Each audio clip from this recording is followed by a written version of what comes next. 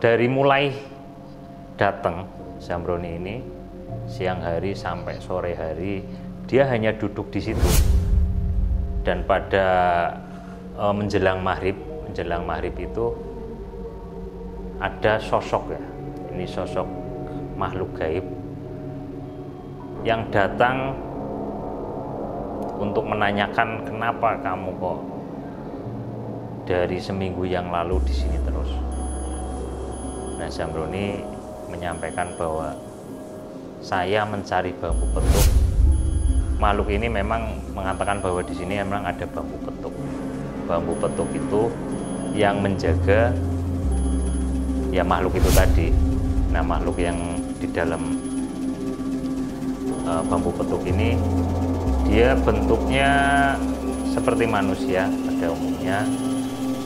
Dia menggunakan pakaian adat Jawa.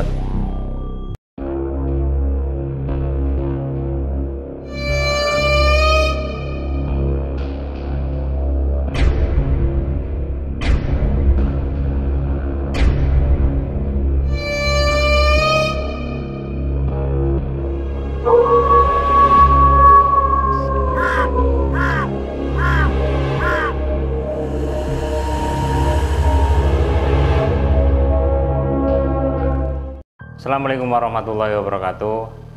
Salam Rahayu. Sedulur, kembali lagi di Ngromed Ngromia Medeni bersama saya host Ngromed Guntur Saketi. Kali ini kita ada segmen baru, namanya segmen Kikir, Kisah Kiriman. Kisah kiriman kali ini dari sedulur Ngromed yang sudah mengirimkan tulisan misterinya di ngromed19@gmail.com. Cerita ini kisah nyata dari seorang pemuda, sebut saja Zamroni. Pemuda ini tinggal di Tegal dan seorang pengangguran. Pria ini memang berperawakan tinggi besar dan ganteng, jadi biasanya membantu tetangga dan dia dapat penghasilan dari membantu itu.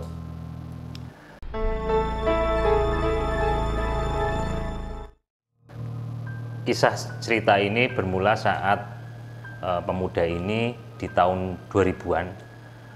Pemuda ini sekitar umur 25 tahun dan belum menikah. Nah, pada waktu itu pemuda ini memang sering nongkrong di warung kopi. Dan kebetulan ada seorang juragan yaitu dari Cirebon, ini juragan dari Cirebon, namanya Haji Musli. Haji Musli ini memang orang kaya, posturnya nggak terlalu tinggi, tapi memang bawaannya orang yang punya lah, orang yang berada. Ia menawarkan pekerjaan pada Zamroni ini.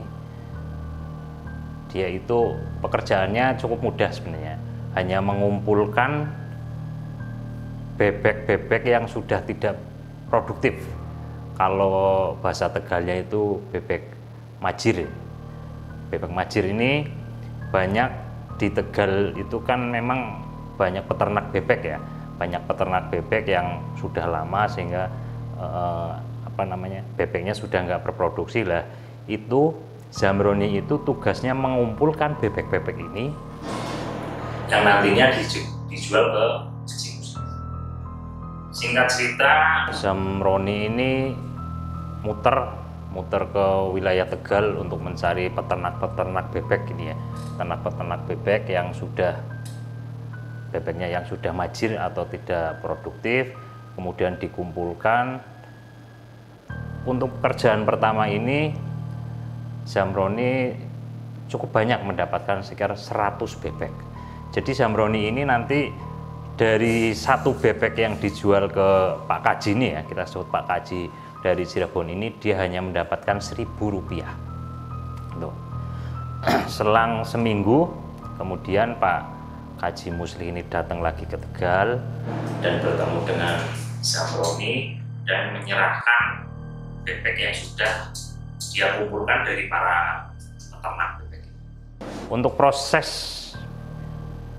istilahnya jual beli ya, proses jual beli itu biasanya sehari atau 2 hari nanti Pak Kaji mentransfer ke Zamroni. Kemudian kegiatan itu berlangsung sudah 3 atau 4 kali lah, kondisinya seperti itu, dan bebeknya semakin banyak dari 100, 200, 300. Kemudian pada puncak persoalannya Zamroni itu mendapatkan sekitar 500 ekor bebek. Sekitar 500 ekor bebek yang kemudian sudah dikomunikasikan dengan Pak Musli, dan Pak Musli datang. Dan setelah proses Pak Musli membawa 500 bebek ini ke Cirebon, biasanya kan 1 atau 2 hari dia transfer. Nah, Zamroni ini menunggu sampai seminggu Pak Musli nggak transfer, kemudian di kontak juga HP-nya sudah nggak aktif ya. Kemudian 2 minggu, 3 minggu, 4 minggu, sampai hampir 2 bulan itu nggak ada transferan dari Kaji Muslih ini. Karena banyak peternak yang sudah menanyakan ke Zamroni untuk uang pembayaran ngambil bebek majir ini. Kemudian Zamroni memberanikan diri untuk mencari rumah Kaji Muslih ini di Cirebon. Dapat informasi bahwa Kaji Muslih tinggal di sebuah tempat, dan di sana Zamroni akhirnya ke rumah Kaji Muslih itu. Setelah nyampe di rumahnya, sempat tanya-tanya ke tetangga rumah yang dituju itu, bahwa ini adalah benar rumah Zamroni.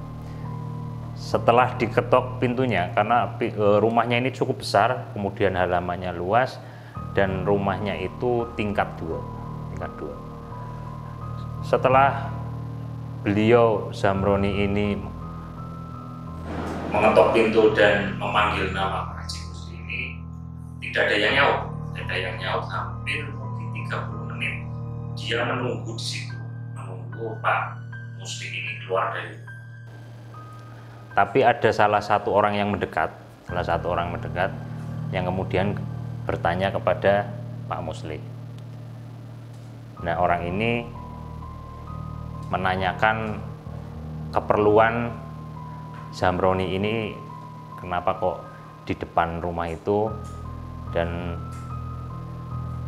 apa keperluannya untuk dengan milik rumah ini. Kemudian orang itu menceritakan bahwa dia membenarkan bahwa Kaji Muslih ini dulu tinggal di sini, tapi bukan rumahnya Kaji Muslih. Jadi rumah itu adalah rumah kontrakan yang kebetulan milik keluarga dari orang yang tadi ketemu Pak Zamroni ini. Kemudian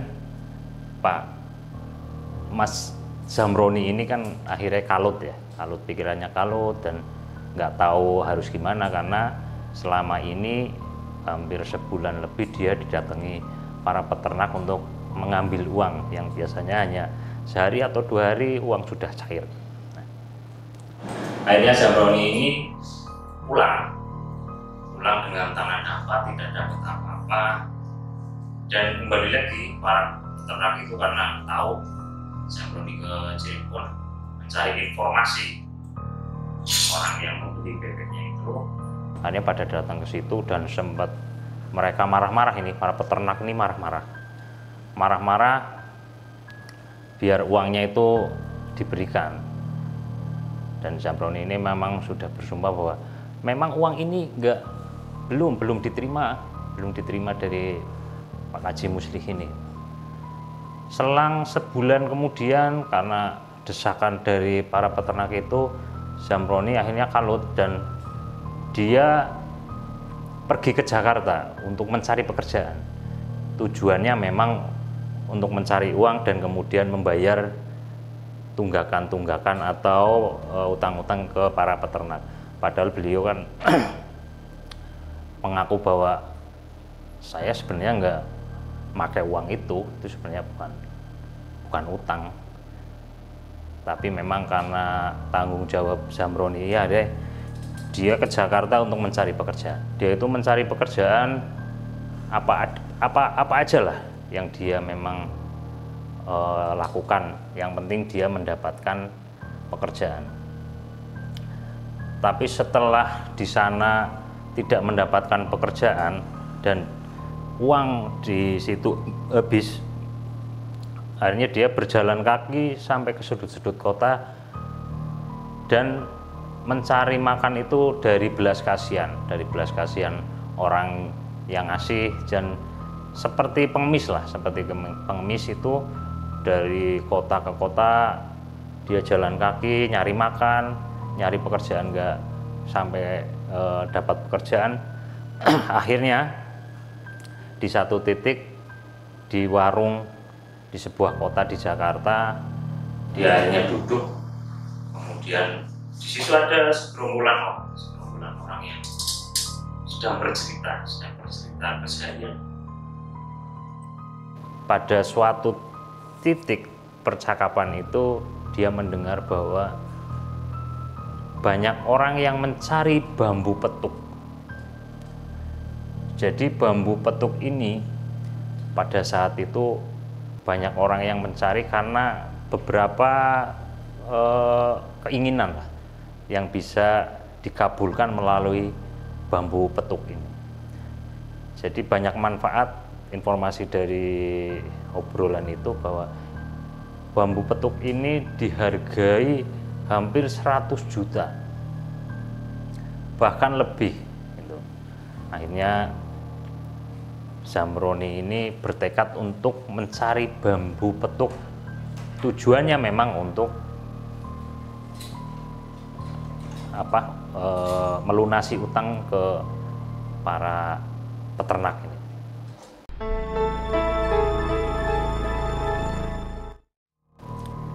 Singkat cerita, Zamroni ini mencari bambu petuk.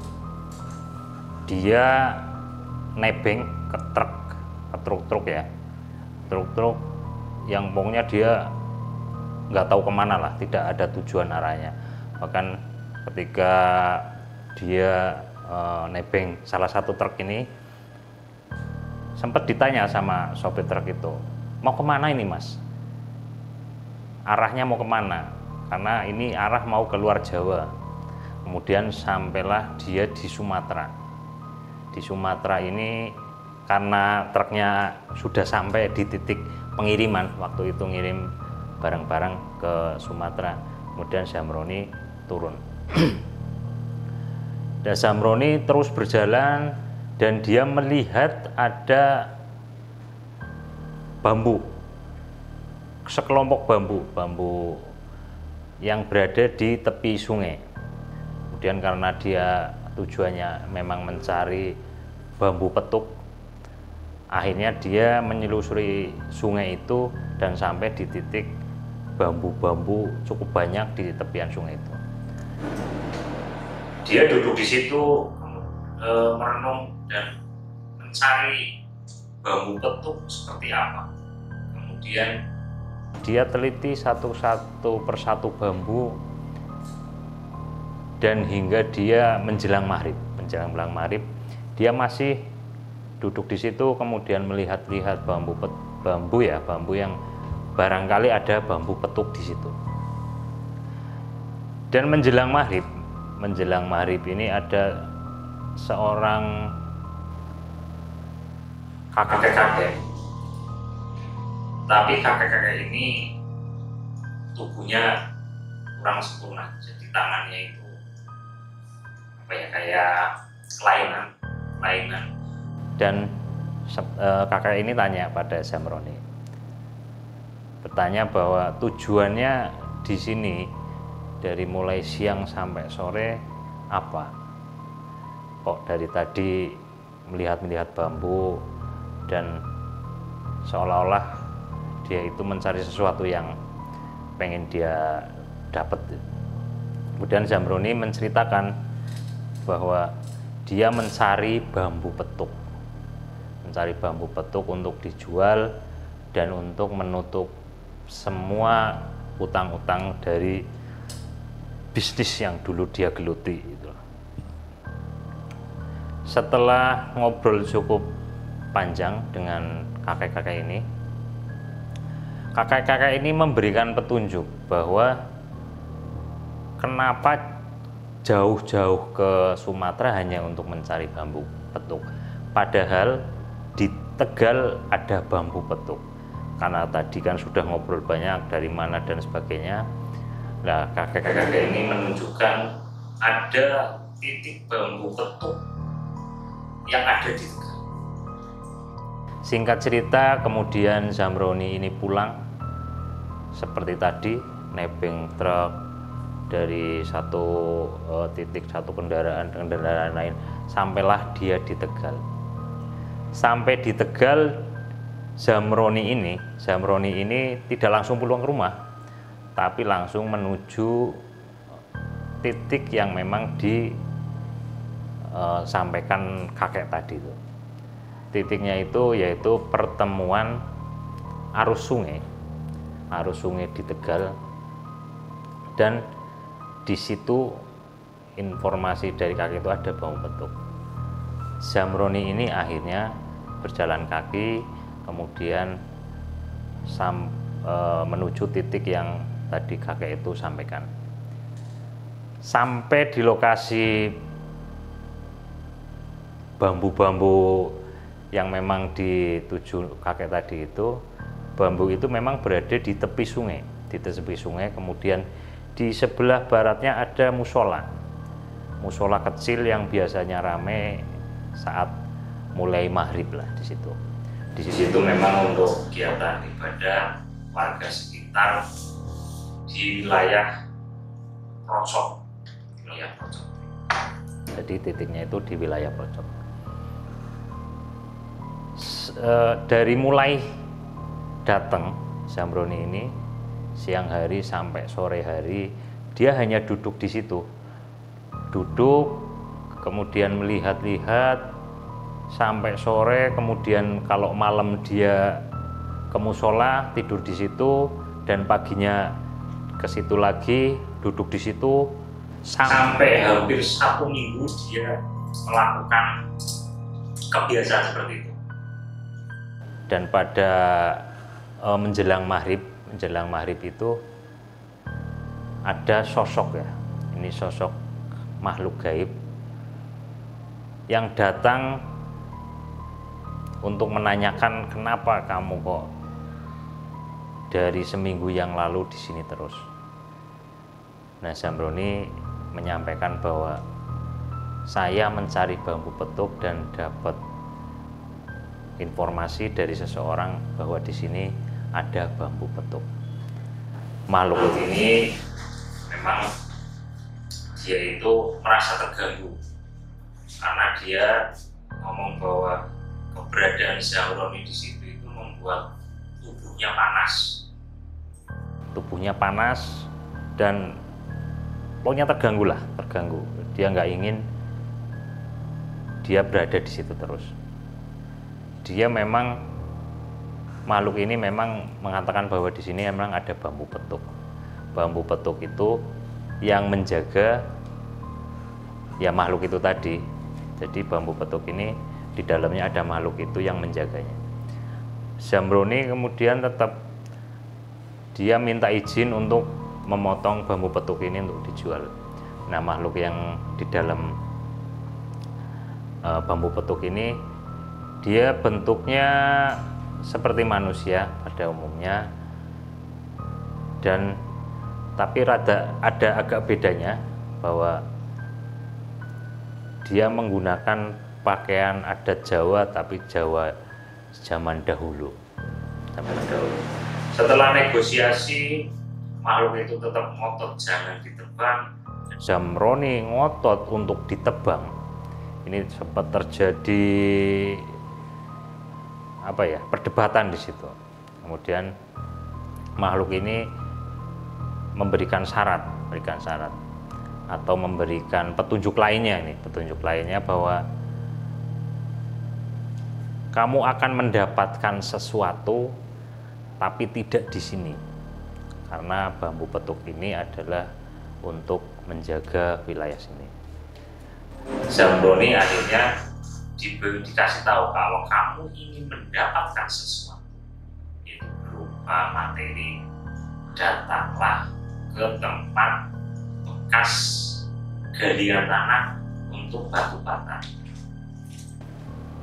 Bahkan dia menyebutkan lokasinya, desanya, dan ke situ itu jam berapa, waktu yang tepat untuk sana. Oke, kemudian Zamroni akhirnya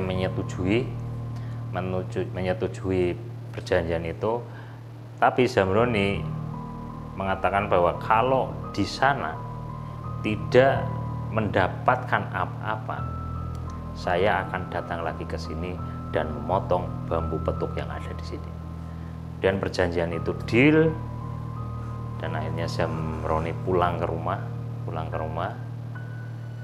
Dan keesokan harinya, karena untuk mencapai lokasi itu nggak begitu jauh dari lokasi pertama, tapi harus setelah maghrib baru bisa.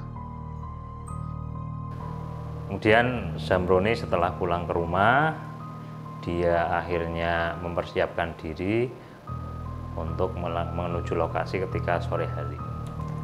Sedulur nomad, sebelum kita lanjutkan cerita ini cukup menarik, kita rehat sejenak untuk minum kopi dulu.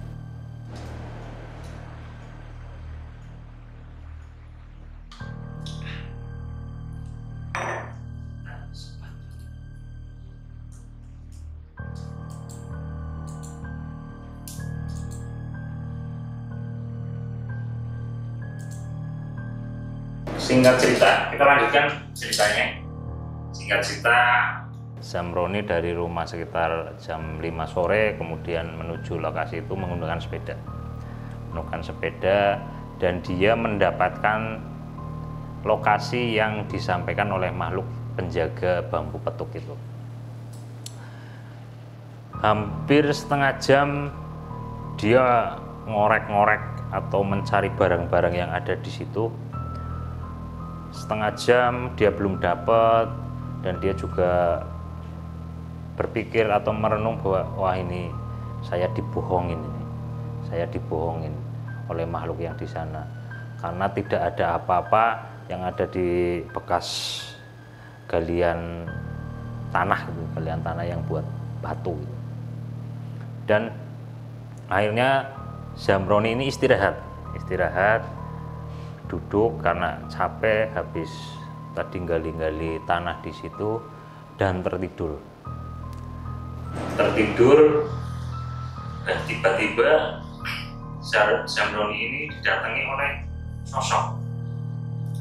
sosoknya itu menggunakan pakaian adat Jawa zaman dulu, dan cenderung memang kayak orang-orang keraton lah, orang-orang kerajaan yang pada zaman dulu menggunakan, tapi bukan pakaian resmi ya, pakaian kerajaan, cuman pakaian prajurit lah, kayak prajurit itu.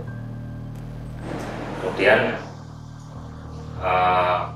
namanya saya Mbah ini meminta untuk anak ini ke musola yang awal yang ada bambu petuknya. Setelah di situ ramai banyak orang sholat, dan Mbah ini juga sholat di situ, tapi Zamroni menunggu di luar musola.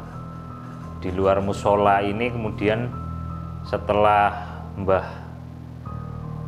tua ini selesai sholat, akhirnya Zamroni diminta bersamanya untuk menyeberang sungai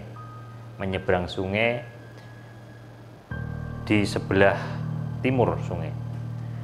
Tapi anehnya saat itu memang tidak jalan kaki kemudian ke dasar air, menyeberang air, tapi memang ada ada kayak kekuatan gitu.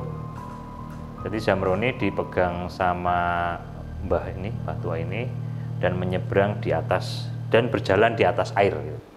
Sampailah dia di sebuah rumah. Rumah itu rumah tua, rumah zaman dulu, tapi ada beberapa rumah yang di lokasi itu. Di lokasi itu memberikan wejangan pada Zamroni untuk istilah ilmu ilmu kebatinan yang memang tidak semua orang paham.